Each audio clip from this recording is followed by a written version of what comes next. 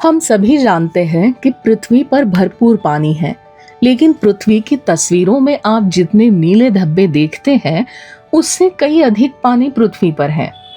हम पृथ्वी की सतह पर जो देखते हैं, उसे सतही जल कहते हैं, जैसे कि हर झील, तालाब, नदी और महासागर में बहता हुआ पानी।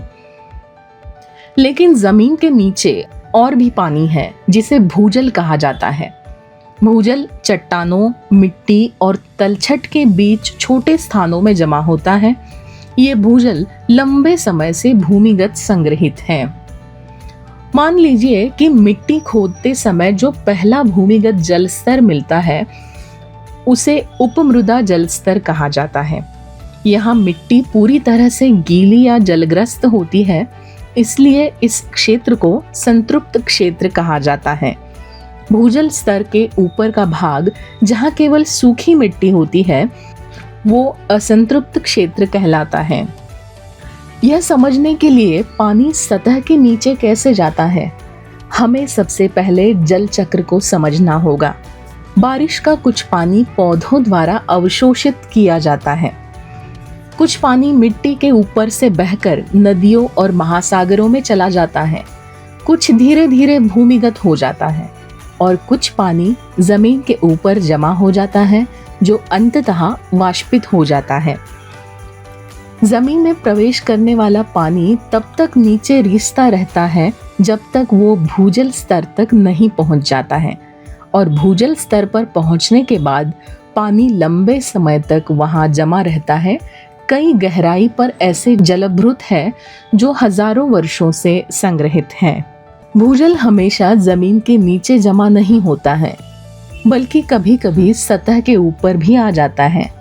जब मिट्टी को भूजल स्तर तक खोदा जाता है, तो वो जल स्तर जमीन के ऊपर आ जाता है। तब इसे भूजल स्तर के ऊपर के रूप में देखा जाता है। जब वो पानी सूख जाता है, तो उसे भूजल द्वारा फिर से भर दिया जाता है, जिससे धीरे धीरे भूमिगत जल भंडारण संरचनाओं का जल स्तर बढ़ जाता है। भूजल अक्सर झरनों के रूप में खड़ी और ऊंची जगहों से मिट्टी की सतह पर बह सकता है। सतही पानी तब भी जमीन में रिस सकता है जब सतही पानी भूजल स्तर के ऊपर बहता है। उस समय धीरे धीरे नीचे की जमीन में रिसता है और भूजल भंडार में पानी का स्तर बढ़ता है। पानी जमीन से बाहर आने का दूसरा तरीका मनुष्य है। खेती के लिए वर्षा जल की आवश्यकता होती है, लेकिन वर्षा हमेशा नहीं होती।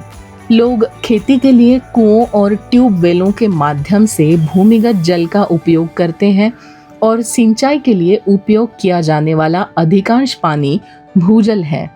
परिणाम स्वरूप भूजल जल का भंडार धीरे धीरे कम होता जाता है। भारत में साल भर में विभिन्न क्षेत्रों में बड़ी मात्रा में भूजल का उपयोग किया जाता है। इस भूजल भंडारण को वर्षा और सतही जल के रिसाव से बढ़ाया जा सकता है, लेकिन अगर लोग इस जल पुनर्भरण प्रक्रिया से ज्यादा तेजी से पानी निकालते हैं, तो भूमिगत जल भंडार खाली तो नहीं होगा, लेकिन उससे भरने के लिए 100 साल तक लग सकते हैं। इसलिए बेहतर है कि ज़रूरत के हिसाब से भूमिगत जल भंडार का इस्तेमाल किया जाए, ना कि उसे बेवजह बर्बाद किया जाए।